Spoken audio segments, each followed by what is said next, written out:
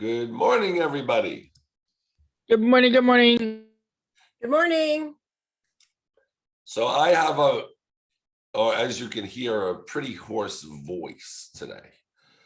Did you do a seminar with us and lost your voice? No, never do that. But What happened? I'm kind of under the weather, but it's all good. Oh, I went to my son's fraternity father's weekend. gee. Yeah. And I talked a lot and screamed a lot because it was loud everywhere we went. So that's what happens, But the good thing is, because my wife and I both have bronchitis, we think, or something like that. We thought, we had, God forbid, COVID. So I went and got COVID tested, not the rapid test, the good one. And I don't have COVID. So that's good. Oh, thank God. I know. Yay. So that part's good. My test came back. We are positive that you don't have COVID. And it's big letters, positive. And I was like, thank God. Good. That's a joke. No, positive, not that you don't have it. No, I'm kidding. It said negative. It's that big yellow letters, negative. And I'm very happy about that. Good. Yes. Let me put. Did they stick the thing up your nose? Is that how they did it? Yeah. No. This one was 20 seconds of sweat. You had to cough into your mask. Oh. And 3 times.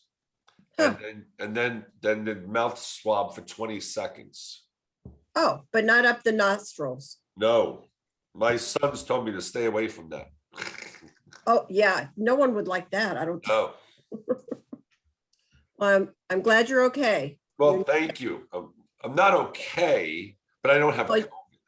Right. Well, exactly. No, exactly. I get If it. it's just a cold or sinus. Yeah, it's yeah, exactly. Sinus infection or bronchial something or something. But it's funny, so everything is not COVID. Right. Got me worried there for a second when you said, so I went to my son's. Mm-hmm. Why? Oh, because you were at the show? I went with you on Wednesday. Oh, no. That was fine. It was see, Natasha didn't go to that show because she had something going on with the bronchitis thing. And so I caught that, but we were both tested and we don't have COVID. Well, thank God. Yeah. Drink lots of fluids, and I hope you take good vitamins and stuff.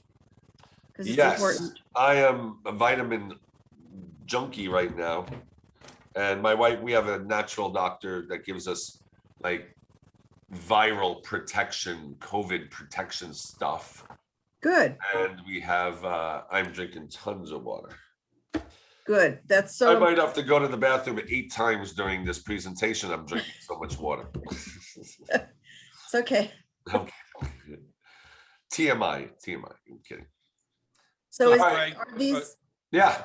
Is today like an hour or what? Or Today's going to be about a 6-hour, 7-hour thing. No, that's Thursday and Friday. Yeah, right. Exactly. Right. Is it about an? I'm doing since I did last week. What did I do last week? The Speaking. Something about the speaking. You did with speaking, yeah. Because and I want to say, Craig, how many years I've been speaking? I refined. I did do an 18-minute speech on Saturday. Oh, and wow. I took your guidelines in, and I took things and arranged them. Oh my God, that speech went so well. Oh, good. Yeah. Wow. So today I'm doing selling from the stage, and I kind of did this one. I just updated a long time ago, so I kind of updated it since I did how to do all the different presentations. And I said last week that I would do the selling from the stage in a separate one, so that's what I'm doing today.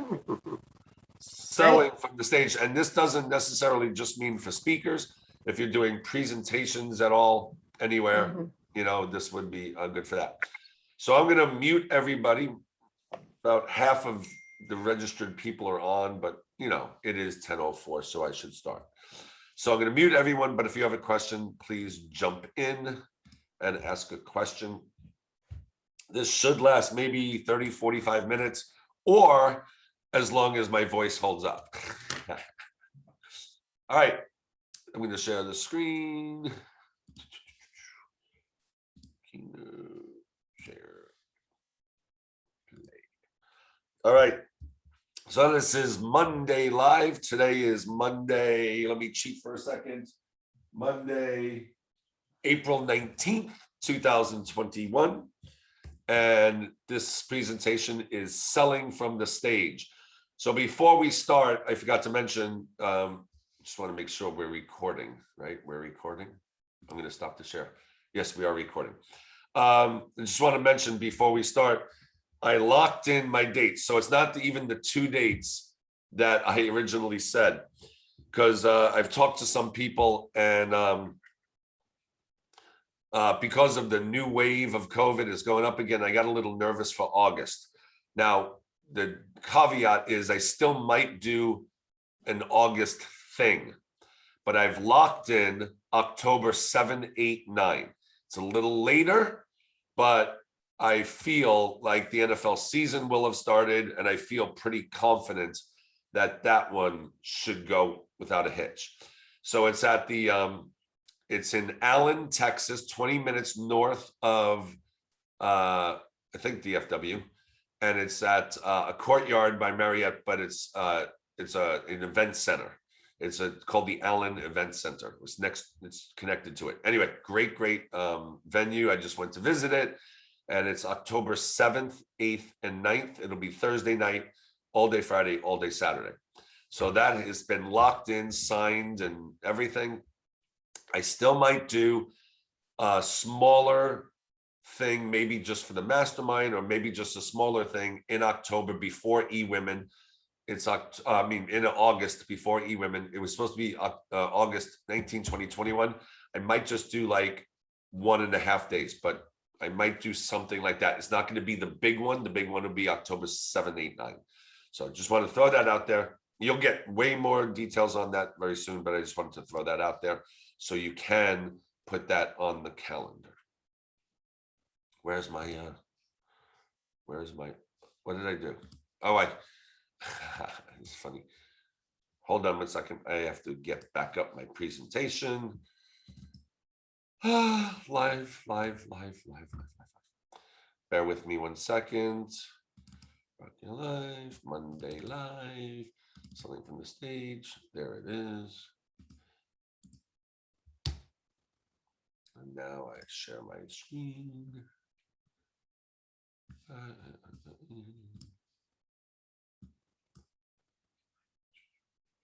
Are you guys still there? Oh, there you are. Okay. Share screen, keynote, share. All right. You, Tim, I can see your face. Can you see the screen? Monday Live? Okay, great. All right. So it's selling from the stage. Last week we did how to put together various timed information presentations. So this is just the next level of selling from the stage. Like I said, this could be for just a sales presentation, just ideas when you're talking to someone about sales, or actually getting on a stage, doing a presentation, and then now it's time to sell on the stage. So this is selling from the stage. So this is before you get on the stage. So this is preparation for selling from the stage. So you must know, before you know what you're going to sell, you got to know who the audience is. So when I do presentations, I do them for various keynote speeches. I can talk about RockStar marketing. I can talk about writing a book in 30 days. I can talk about just getting being a speaker, various things. So because if I'm speaking to a marketing group, like if the person that's running the event is doing a marketing event, they're not going to want me to talk about marketing as my topic. They're going to want to talk about a variation of marketing because they're probably talking about marketing the whole time. So that's when I'll do something like write a book in 30 days or something. So I got to know that the audience, though, is a marketing audience, even though I'm doing a presentation about writing a book in 30 days. So I'll throw in stuff about marketing the whole time, even though I'm talking about that, because I'm still going to offer my RockStar Marketing Bootcamp at the time. And when I offer that, I'm going to position it as at the RockStar Marketing Bootcamp, you're going to learn how to write a book in 30 days as one of the sessions that we do. So I'm still going to sell the RockStar Marketing Bootcamp, or now the Rock Your Life Experience, when I do a presentation. But if I know who my audience is, I'll be able to tailor the close for that specific audience, even though it's only one part of my event. So if it's a RockStar Marketing event, I'm going to talk about a lot of things, and one of the sessions will be focused on how to write a book and why you should write a book. So I talk about that because I know the audience there is for marketing, and I know I'm talking about how to write a book. So I make sure that they know that how to write a book is at my RockStar Marketing Bootcamp in one session. So you got to know who your audience is before you offer them anything, obviously. You got to know what they want to become. So I know when I speak at events, and I ask the event planner, like whenever I'm speaking at an event, like, who are these people? What's the demographic? I kind of ask them, what is the producer of the event's goal? And they'll say something, well, they want to be, for the audience, well, they want to be successful entrepreneurs. So if I know the audience is all entrepreneurs, I know that they have trouble working alone. I know that they don't report to a boss. I know that they are probably just finding their way around. I know they probably haven't written a book yet, and all these things. But I do know that they want to become, 90% of the time at the audiences I speak at, they want to be successful entrepreneurs. They want freedom. They want respect also. Another big thing is they want to, I know that entrepreneurs, because we don't have bosses and we don't get that significance from the boss saying, you did a great job today. So they want significance and they want respect as well. So these are things that I throw in my presentation. So when I know what they want to become, when I speak to entrepreneurs, because I've done that audience, but if it's an audience that is not that, then I ask the person throwing the event, what do you think these people want to become? What is their end game? And then I put that, I seed that in my presentation. What is your package? You must know. Now, when you do it, let me just clarify, when you're doing a keynote presentation for a corporation, you don't get to sell from the stage. You're just getting paid to speak. So this is about speaking at a multi-speaker event, an entrepreneur event like my event, something like that. So you get to sell something. You must know what your package is. But you not only must know what your package is, you got to know it inside and out, and you got to tell them slide by slide exactly what they're getting. Don't assume they know that they're just going to get all this stuff. Sorry. And you need to put it not on one screen. So many people list, in their presentation, the 6 things that you'll receive on one screen. Don't do that, because then they're looking and reading all the 6 while you're talking about only number 1. So just put 1 per screen. But you have to know what your package is. You have to know what goes in it. You have to know why this package is beneficial to the person in the audience. Going back to, what do they want to become? So you're putting together a package specifically for them. Now, I know it's probably the same package all the time, but I might, if I'm doing a presentation on how to write a book in 30 days, I might give them the how to write a book in 30 days formula as an added bonus, where I wouldn't have given that to a marketing audience that I was speaking on, just marketing. So just know what your package is, and how does your offer solve their problem. You always got to go in with the attitude, how do I solve a problem? We always talk about benefits. You got to list your benefits, not your features of what your product is or what you are. It's the benefits that they will receive. So this is the biggest thing. How does my product, my offer, solve their problem? So if they're entrepreneurs and they want to make more money, does my package solve the problem of how they make more money? If they haven't written a book yet, when I talk about writing a book, how does this solve the problem? Well, the problem is they are not known as an expert in their field yet, because they just haven't done enough. Well, the quickest way to become an expert in your field is to write a book. So if they write a book, then I immediately make them an expert in their field, and that's problem solved right there for them not being an expert in their field. So you must know how your offer solves their problem. So you have to know what their problem is, going back to what do they want to become. So you have to know that specifically. Offer tons of air, I call it. So when I offer bonuses, if I've created a module, if I've created a, like how to write a book in 30 days, I have a CD, a flash drive now. It used to be a DVD program. Now it's a flash drive of all these things on it. And one of them is how to write a book in 30 days. Well, I created that so long ago, and I've made so much money on that program, selling those DVDs back then, not DVDs, CDs, selling the CDs, selling the workbooks, doing the boot camps. Right now, I created it so long ago, and it's still relevant to how to write a book, that to me, that's just air. I've made my money on that already. When I sell my boot camp, I have to get sponsors. I have people buying tickets for it. At this point, when I'm speaking on a stage, that program is already made probably the money to put it on. Like my events cost $50,000 to $75,000 to put on. It's a lot of money, but I get sponsorships. I sell exhibitor tables and all that to try to break even before it even starts. So if I'm at even already, then offering a free ticket to my RockStar Marketing Bootcamp or Rock Your Life Experience to me is nothing, because I already made the money on it. So it's just air. So I offer tons of things that are just air, like a free report on something. The 10 mistakes people make when trying to market their business. If I offered that, I write it once and then I just give it out to a bunch of people. I just call that air. You don't have to do more work. It's not like adding a 1-hour consultation call. So if I would have offered to eWomen Network the time I spoke there a couple of years ago, and I sold 84 packages. If I sold as part of my bonus, you get a 1-hour consultation with me, which is what a lot of people do. I would have had to spend 84 hours on the phone with 84 people. Now that's good because you get to know them, but that's not air. That's now I have 84 more hours of work.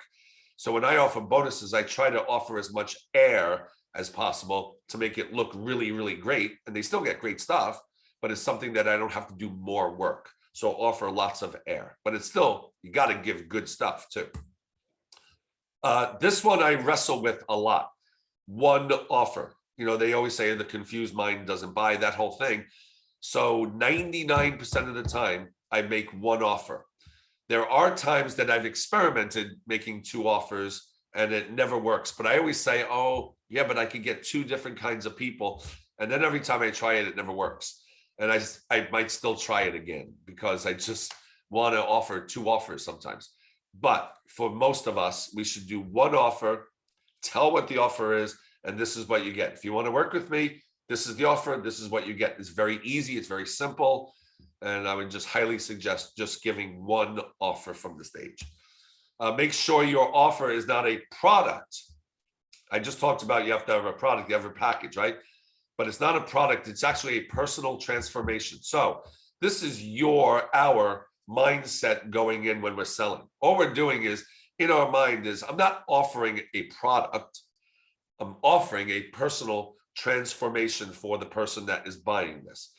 It's not like you're going to say, don't say, these aren't products, this is a personal transformation, because don't do that. I mean, you can, but that just sounds stupid. But in your mind, when you're laying out your clothes, just know that I'm laying this out as something that is a personal transformation for the person. It's not just a product. All it is a shift in how you're positioning everything when you're putting together your presentation. Just make sure in your mind, you're targeting, you're positioning your product or package as a chance for them to be transformed personally. NCR forms. A lot of people ask me this. So before you go, sorry, my nose is running. I'm a mess. So before you go to, when you're speaking on a stage, 99% of the time, and if they don't know this, then you're speaking on the wrong stage. You have to bring NCR forms. NCR forms are the forms that are in duplicate and triplicate.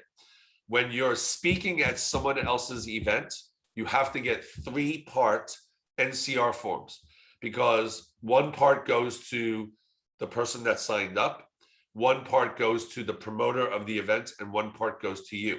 If you're doing your own events, like my events that I do, I only need 2-part NCR forms, because I just give one to the person that signed up and one to me. So 2-part if it's your event, 3-part if it's for someone else's event. And all they are is that's where you list your package. You just have, you've all seen it, because if you're in my mastermind, you've signed an NCR form at one point or another. And it just lists everything they get, literally listed. It's a contract. So you must list everything they get on the NCR form, and just make sure it's in triplicate if you go into someone else's event. Excuse me, I feel like I have to sneeze, but I'm not going to. Okay. So, but you got it. Now you have to ask the promoter too, how many people are at the event to get the right number of NCR forms. Now, most promoters will lie and say, oh, we have 200 people coming in. You get there and there's 100 people at the event, or maybe even 80. So you've made 200 NCR forms. So just make sure that the NCR forms that you make, make sure that the NCR forms that you make are green. In other words, that you could use those again somewhere, because don't make it tailored just for the event, because I guarantee you're going to have a ton left over. First of all, not everyone's going to buy your package. So there'll be NCR forms left on the desks of everyone when they go to the break. Grab those back so you can use them at the next event. So even if they say there's going to be 200 people there, I always get 200, and I know only 100 is showing up, but I hand out those 100, and then I keep the 100 left over for the next event, and I grab all the forms around the tables that were not used. I asked the promoter, can you grab all the forms around the table if they didn't use them, and hand them back to me? So NCR forms are very, very important. A lot of people don't do that for some reason. They just have a piece of paper and then they make copies later. It's not professional. You should not do that. It's very, very professional for you to walk in with NCR forms. Les Brown is hysterical. Les Brown never has NCR forms. And I always tell him, you got to have NCR forms. What are we selling? He goes, can we just use your form? So we have taken my NCR forms for like a product that I'm selling. We cross it out individually and write Les Brown package on it. It's like crazy. We've done that a couple of times. Handing out NCR forms. This will be during the event. Like Tony Caruso, my event planner, you know, Tony, she's in the mastermind. She's actually on this call, I think. And so she hands out all the NCR forms with her team, and they do a whole thing of how they hand them out. Now, there's 2 options. There's 3 options actually for NCR forms when you're closing. Now, I might be talking about this later, but while I'm on NCR forms, I'm going to talk about it now just in case I didn't put it in the presentation today. There's 3 ways to do that. One is hand an NCR form out to everyone in the room. That's what I do. I want everyone to see the form that they're getting. The second way is just have them go to the back of the room if they want to sign up. And at the back of the room, there'll be a bunch of NCR forms laid out on the back of the room table, and they can just sign up there. The third way, which I've never even tried, is what Alex Carroll does. Alex Carroll's a speaker that speaks on radio, how to get on radio shows. And he's like a master closer. And what he does is he has his forms in his hand on stage, and he says to the audience, he does his close. All right, so who wants a form? Who wants to fill one out? So he knows that people are, raising their hand in the audience, and he just walks over to them and hands them the form. And then what happens is like 2 or 3 people or 4 people, maybe 5 or 10 want forms right away. And then he starts talking a little bit more about what they get. And then more people will say, you know what? Yeah, let me get a form too. And the theory behind this is, if he has walked over to them and handed them a form, it makes them feel like they have said yes to signing up. Because it's like, well, I'm giving you a form, these are precious forms, and I'm giving you one, so you better sign up. He doesn't say that. But when you give someone a form in front of everybody, it is assumed you're going to sign up, because he says, if you want to sign up, raise your hand and I'll give you a form. But there's very rarely someone takes the form just to see the form and doesn't sign up because they feel guilty that they raised their hand. So he knows they're going to sign up if they raise their hands. So it's a good way to do it. I just haven't tried that one yet, but he's the master at that. Make sure the back of the room is prepared. So if you have Tony Caruso at the back of the room, I don't have to worry about this. But when I do events where Tony's not there and their promoter's there, I got to walk them through how this is going to work. They want to know, like, when am I closing? When am I mentioning for them to go in the back of the room? So I tell them about, if I'm doing an hour and a half presentation, I'll say about 10 minutes left. I'll say, hey, can you guys hand out the forms, please? And they will be prepared way before that, but they're ready to go because I see them in the back of the room and I know they're ready to go. But just make sure you have a discussion with the event planner when these forms are going out, how you want them handed out, whether you want them to hand it out to everybody or place it in the back of the room, or if you want to hand them out like Alex Carroll does, you can do that too. But make sure the back of the room people know what they're doing. Excuse me, I got to blow my nose. Going off camera to blow my nose. Going off camera, blowing my nose.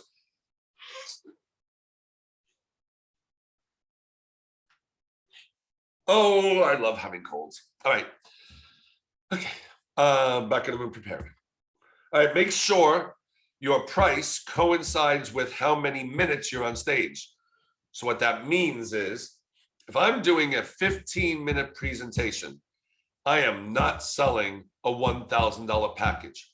Now, when I first started as a speaker, people used to sell like $2,000, $3,000, $4,000 packages because it was just, that was the day. You know, wow. I mean, James Malinchak sold a $3,500 package for years, and he used to sell a ton of these things. It's so different now. So if you're on stage for 90 minutes, you possibly, if you're good, can sell a $1,000 package, $997. But if you're on stage 15 minutes, if you're selling anything over $97 or maybe $197, you're crazy. Ain't gonna happen. You haven't had enough time to meet the audience, to tell them who you are in depth. So my suggestion, 15-minute presentation, $97. 30-minute presentation, $197 to $297. 60-minute presentation, $497. 90-minute presentation, $997. And you must be great at some closing for $997 and $497. You have to be top of the game. Now, Bo Eason still sells when he speaks at my event, a $2,000 package. But Bo Eason has fame in his corner, celebrity in his corner. He's been on Broadway, a one-man show on Broadway. He was in the NFL. So, you know, he's got a background, you know, that's pretty impressive. So you can go to 2,000, but you better be Tony Robbins or something. All right. So now that was before you got to the event. So now during the event, how do you close on stage and selling from the stage? First of all, you have to have fun. And I say that meaning, like, you know, don't stand behind a podium and read your script. Now, I know no one in my mastermind would ever do that. I get it. So I'm just putting this in the presentation. Just make sure you're having fun on stage. It's not all business. They don't want to work with a robot. They want to work with somebody that's a real person, you know, and just have fun. Also, throw in fun videos, funny jokes, not a joke, funny stories or something. Just have fun on stage, be a real person. Start with the story. That's what Bo Eason does. I kind of do that, but I throw out t-shirts. I start throwing out t-shirts to get the audience, and I play loud music to get them, you know, fired up. And then I'll tell my Guns N' Roses story about 1 minute in. I kind of give a little background of who I am for about a minute, and then I tell a story. So I don't start with a story like Bo Eason does. He literally gets up on stage, goes right into a story, which is great. Deliver with passion. Make sure, once again, you're not just standing behind a podium just reading something. You have to speak your heart. You have to just like live with passion. You just show people through your words, through your actions on stage, that you love this. This is what you want to do, and this is why they should come on board with you, because you love it, and if you love it, they're going to love it. You have to deliver with passion. You have to be authentic, and this starts with, if you're speaking on something that you know about and you're passionate about, then you will be authentic. But just make sure you tell your story instead of someone else's, because you heard their story and you love their story, and you think, wow, that would be a good story for me to tell. But if it's not your story and you're making it up, we'll be able to see that. You just got to be authentic and find something that you've done. And just here's the bottom line, just be you on stage, because there's only one you.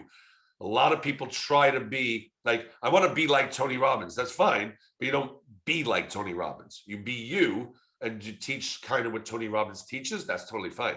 But put your spin on it, though. You must put your spin on it. So just be authentic.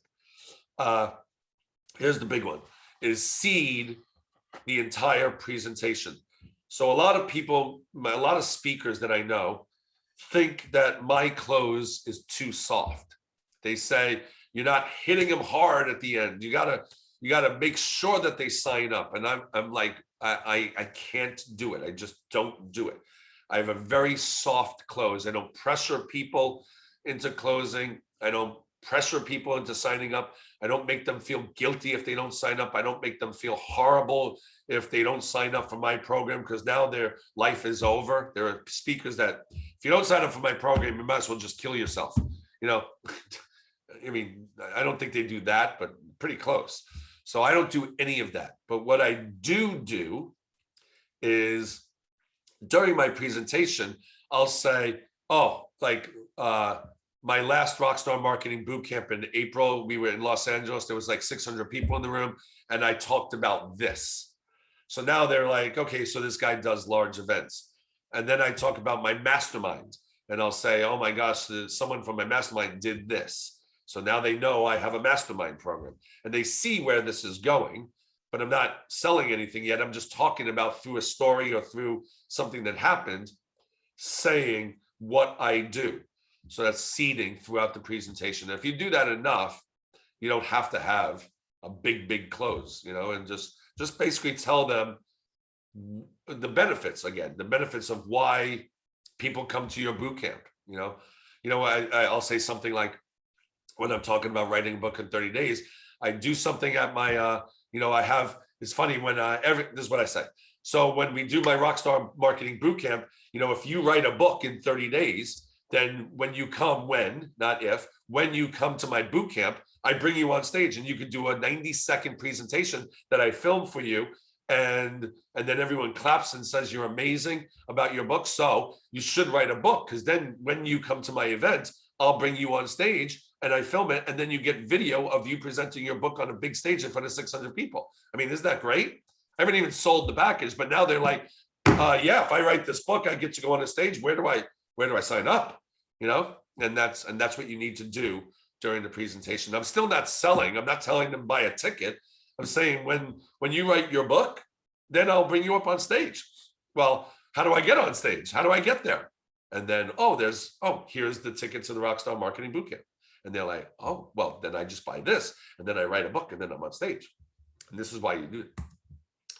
Inspire through storytelling. Now, I said you got to, tell a story, start with a story, but you need to inspire people. Now, I have Guns N' Roses stories, which you could argue are not very inspirational. So I have some inspirational stories, and I have some just stupid stories that are funny and like entertaining.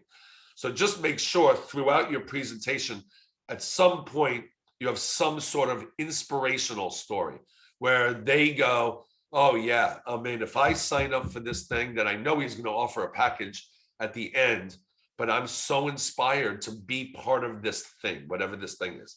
So try to inspire through a story at some point during the presentation. Make sure that your presentation, your close, make sure your presentation is 90% content and 10% pitch. So we talked about last week in your presentations about pitching and how many minutes to do it in a 15-minute, in a 30, in a 60, and in a 90-minute presentation, how long your pitch should be. So we did that. Just know, rule of thumb, 10% of the time is the close. But if you have 90 minutes, so you get a 10-minute close, which is good. 90% presentation and 10% pitch. And just don't go over that, 10% at the most. This is the biggest one, and I don't know how to teach it, but you just know that you got to do this. Do not turn into a completely different person in the transition to sell. So a lot of people are doing their I see it all the time. If they're like not well-known speakers, they literally are so comfortable up on stage doing their presentation because they know it. This is their product, and then they have to sell something. And now they all of a sudden turn cold and turn into like a robot, and they're unsure of their story now. So Bo Eason is, I'm referencing him again because he has like one of the greatest closes.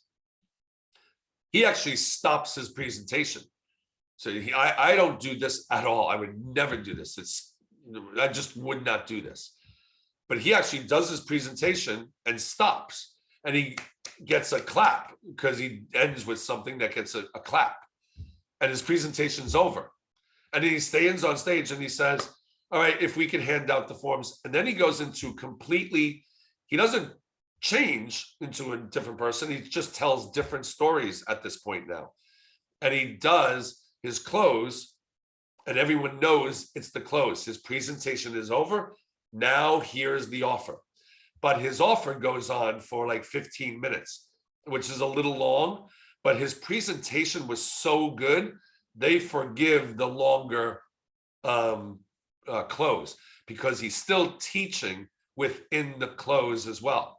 So he's very clever about, even though his close is a little longer, he's still teaching throughout the close.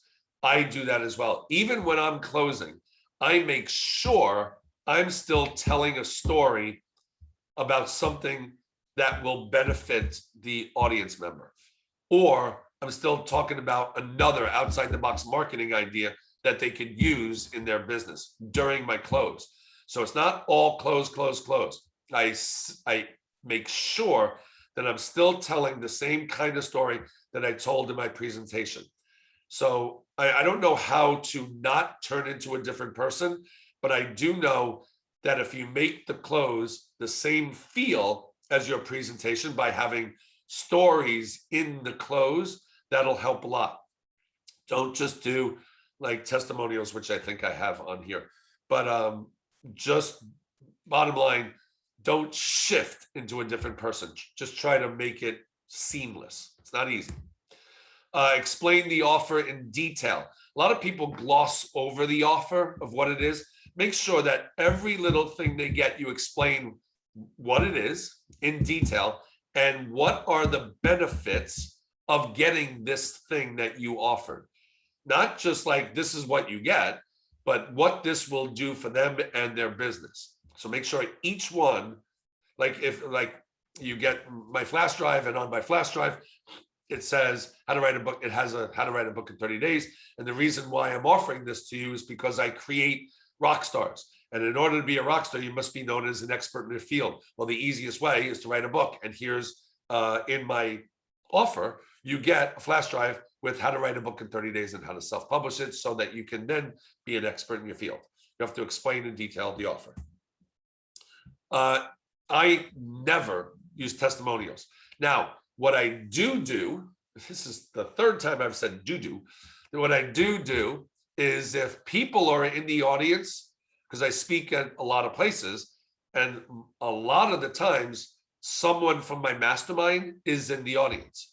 So what I will do is, instead of throwing a testimonial on the screen or a video of it, I don't like it. I don't like seeing it. I don't like doing it.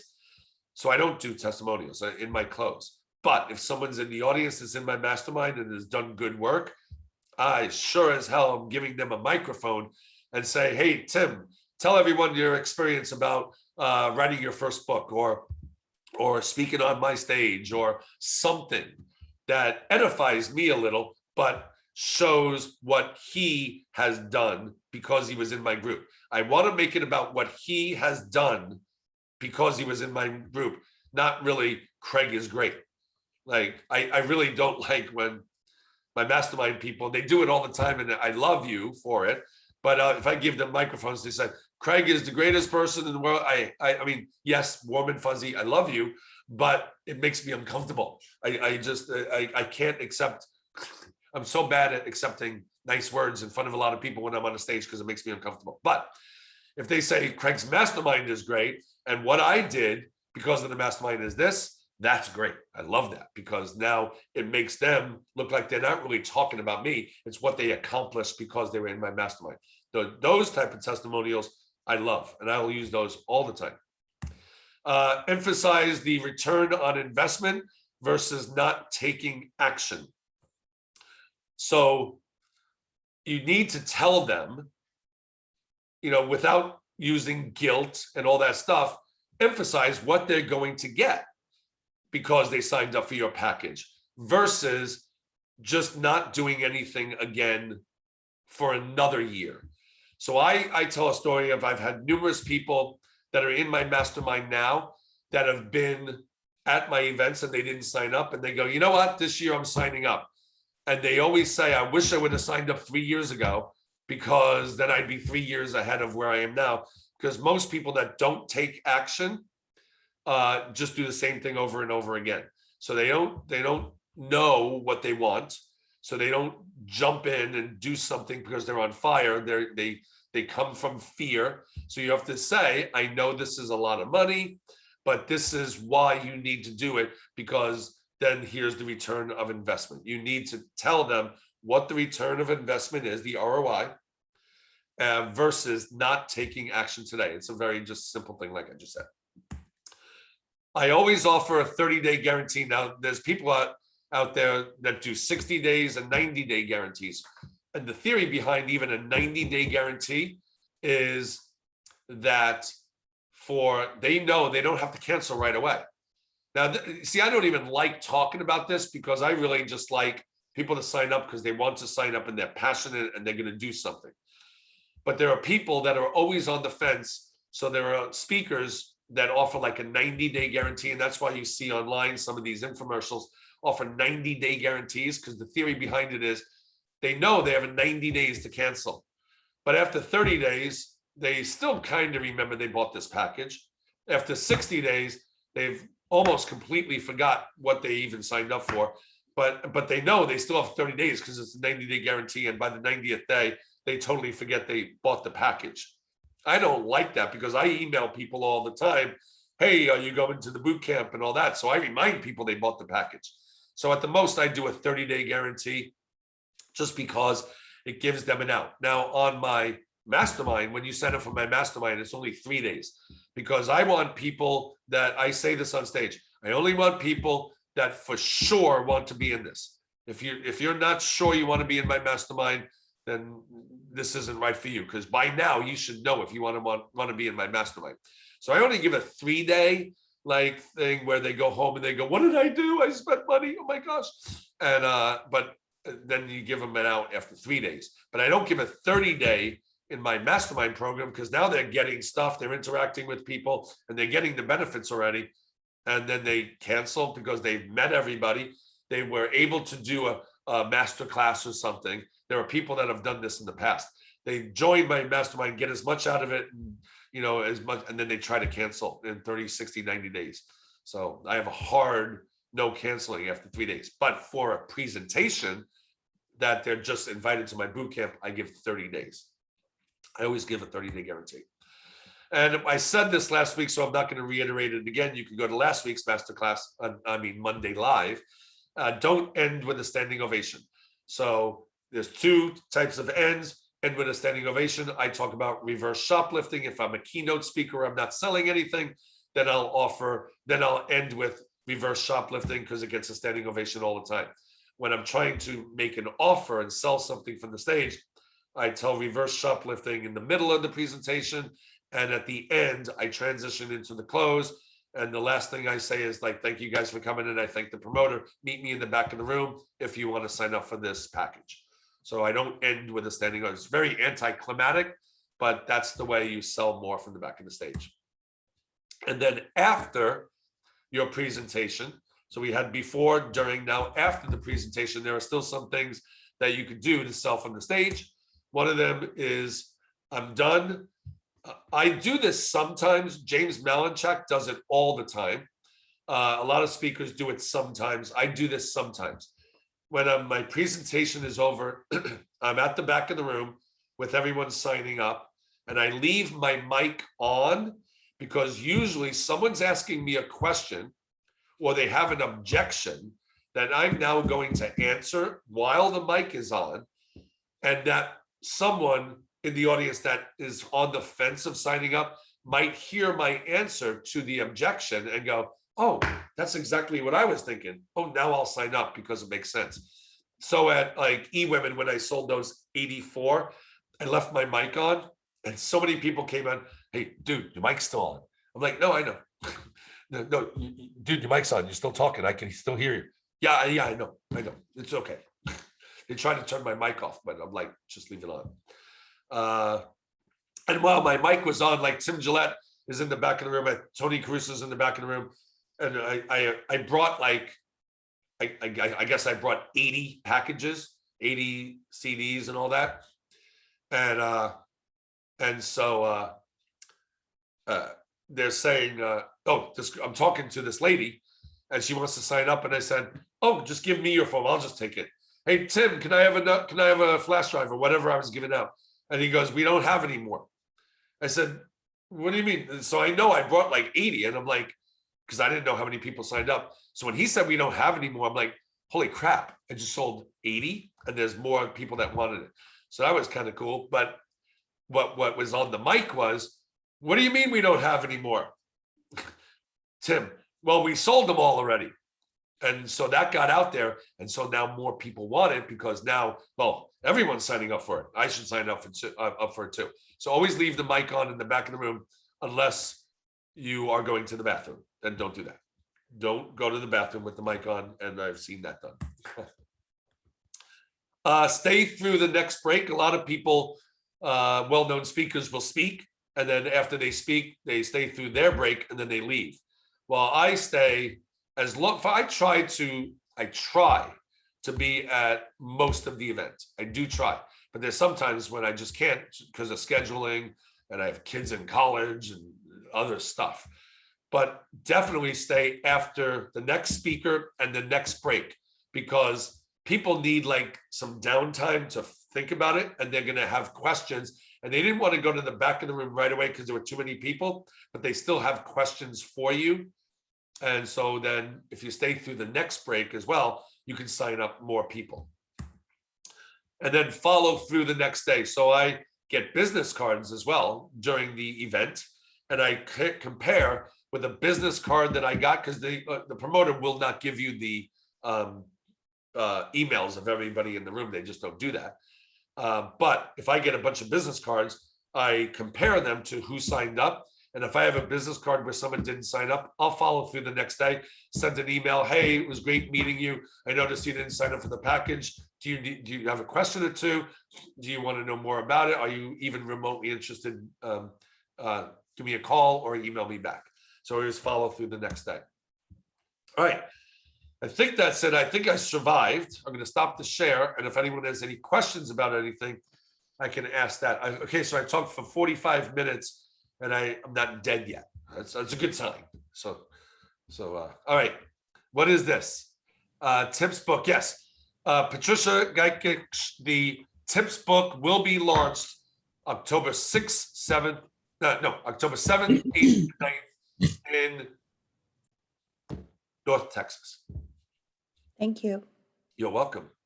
And it'll be Rock Your Life Experience. Yes, sir, Scott Snyder. It will not be, will it also be virtual? No, it's a live event. Live. Hey, Craig. Randy, yes, sir. Well, maybe 1.5 questions. You're talking about the return on the investment. Yep.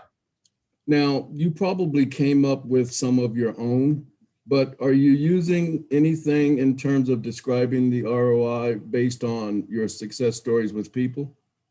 Or are they all? Yes. Yeah. So when I do for the book one, for example, I always say during my presentation, and this is the truth, over 700 people have taken my flash drive or the CD that has how to write a book in 30 days and have written a book because of that. So that's in the presentation. So when I close, the reminder is, if I'm talking about books, that these 700 people, their return on investment is they bought this thing, they wrote a book, and now they are immediately known as an expert in their field. So most of them have learned how to take that new expertise to their speaking career, to their just keynote presentations or whatever. Because look, if you write a book, you are an expert in the field, and now you are able to get more speaking gigs. You're able to close more sales. I had real estate agents that wrote books, and when they do their presentation to try to get a listing, they, instead of their business card, they leave them a book on how to sell your house. So now the person receiving this is saying, wow, not only did this real estate agent do a good pitch right there, but they also wrote the book on how to sell a house. So in my mind, I'm hiring this person to sell my house because they're the expert. They wrote a book. So I give samples like that, examples of not only my return of investment, which I also do. I wrote 4 books in 9 weeks, and I started getting on all these stages. So every time I do a presentation on a certain subject, I make sure I give examples of the return on investment. Another one, hold on. Another one that I use a lot. There was this guy in Denver, when I do the book writing one, there was this guy in Denver where I tell people to go to the library and take their business cards that they're going to throw away anyway because they're going to write a book, and put them in the books of the subject that you deal with. So this guy did this in Denver, Colorado. He was a real estate agent. He put his real estate business card in all the real estate books in the library. And he swears to me that someone took out a book, saw his business card, called him, he got the listing because they were thinking of selling their house. So that's a return on investment of that little story that I told in the that's the examples that I use. So I have a bunch of those examples for various things. All right, thanks. Huh? And Randy, call me right after this. I will. Okay. Anyone else? Question? Well, there you have it. Scott Schneider, good to see you, my friend. I'll unmute. Yeah, nice to. Yeah. So something has happened since we last talked. What happened? I have retired from my job, and Oh. this is my new job. So So you're done? I am done. Yeah. Wow, did that come a little sooner? Because we just talked like 2 months ago. Yeah. So we were in discussions, and the time frame for retiring was basically March 31st of this year to March 31st of next year. Wow. And just talking with my boss, we just decided that it's better to do it sooner than later. So Good we for kind of you. came together in 2 weeks, did a turnover and left the bank. For those of you that don't know, I was a chief information security officer at a bank, and had about 3 other jobs there during the pandemic. So that's why I've been kind of MIA from the group. But that's kind of all put off to the side, and I'm going to give you a call a little bit later Awesome. in the week, Craig. Yeah. I've got the stuff there. I've got the how to get started in with the marketing plan. So I love it. wherever it is. So I'm getting that all scheduled out today. This week is Craig Duswalt week. Yes, it is. It's Craig Duswalt year. It's Craig Duswalt life. Yeah. No, it's not. Don't do that. But Scott, I'm so happy for you. Just everyone knows he's been talking about doing this for a very long time, and he just got slammed during the pandemic. But he's been putting together his package for what he wants to do over the last year and a half, at least year and a half. 2 years at least. Yeah. And now it's time to launch. So it is very exciting. Very exciting. Congratulations, buddy. That's awesome. Thanks. Nice to see you, Craig. Nice to see everybody else. All right. Anyone else? Question? All Craig, right then. Oh, wait, we got one. no, just quick question. This week, is it Wednesday, Thursday, or Thursday, Friday? Thursday, Friday. Okay. I'll I put had out. it in my calendar on the wrong date. So I Oh, just want- sorry. So so there's another, I'll put an email out. So tomorrow is Tuesday hot seats.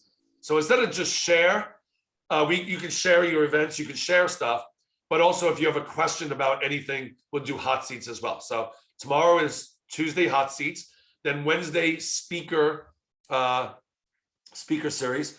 Let's see who is,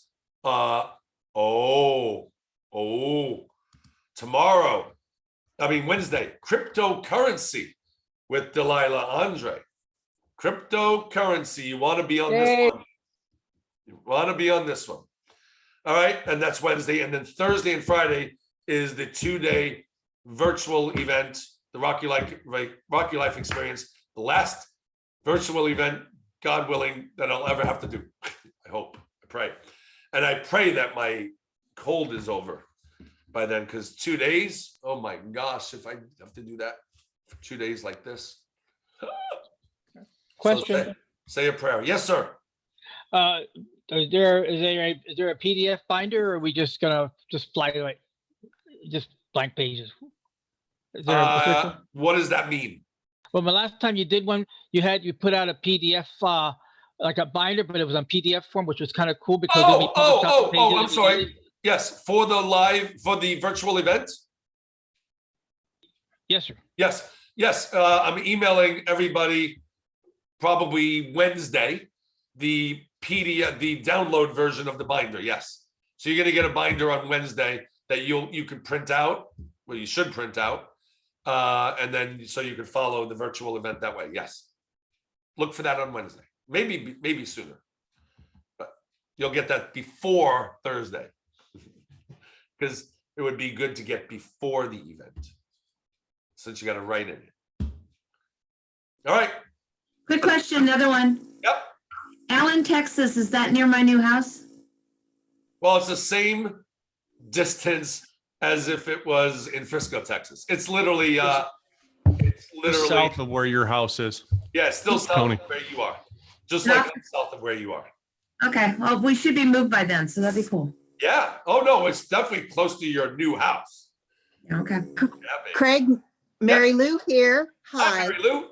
Hi. Could you tell me again, when is the virtual event Yep. that we need this? Mhm. Yep, it's this Thursday and Friday. Okay, and the time, Eastern time? 22nd and 23rd. It Right. is, I think, I'm gonna have to go to the website. It's It noon is- Eastern, Craig. It's 9 a.m. Pacific. 9 a.m. Pacific. Noon. Okay, All right, I'm gonna do something that I really don't want to do, but so I'm getting complaints from people that don't like the 8 a.m. start in LA. They want 9 o'clock for the master classes and for these 3 Monday, Tuesday, Wednesday. So I'm gonna try to see if I can do that, because apparently no one likes to get up at 8 o'clock if they live in LA. No, this works perfect. I know. Um, See, Gregory, there you have it, right? So no matter When what, I'm in LA, I get up at 6 o'clock. no matter, and me too. No matter For the what I record, do, for the- someone's For the unhappy. record, I'm not complaining. You like it early? It's fine with me. I'm up at 5 I a.m. call for a vote. Me too. how many people? How many? What is your number? Well, it's, Hi, Craig. right, it's the number, the complainers are the loud ones, and they're not on this call because it's too early. But they got the recording and they can always email you. I know, prior but their questions. feeling is I really like it live because then I can ask a question. I get it. So life is unfortunate. Meetings. People have morning work meetings. That's why. Morning work meetings? That's what this is. Yeah, but like Dimmy. Oh, no, I know. Debbie does. I know. I have another event at 8 o'clock, so 9 o'clock is better for me too. Hey, there you go. So there is one, No matter what one of happens. those whiners. No matter what happens. All right, I'm leaving it at 8 for now and see how many people hate me. And that's okay. Works Don't perfect look for at me it. here in Thank you. Texas. Then we can have lunch on those days. That's Thanks, right. Craig. That's Each right. time. I get it. All right. All right. Yeah. See, Roseanne, I'm okay with 8 or 9. Thank you, Roseanne. All right. I'm ending this. I'm going to see you all tomorrow on Hot Seat Tuesday. Thank you. Bye. Thank you. Bye.